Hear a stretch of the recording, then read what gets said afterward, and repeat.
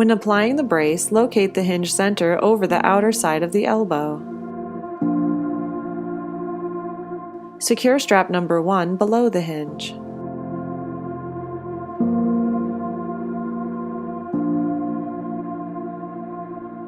Next, secure strap number 2 above the hinge.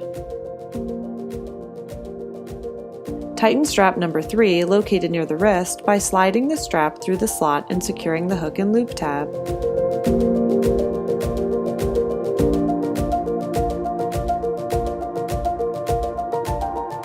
Lastly, secure strap number 4 at the top.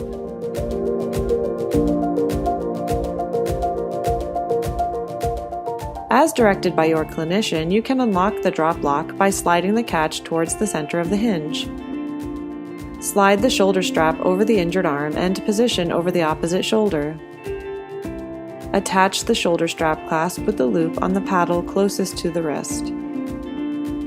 Readjust the strap pad over the shoulder so that it feels comfortable. To remove, undo the shoulder strap clasp. Remove the arm sling. Undo the buckles and strap.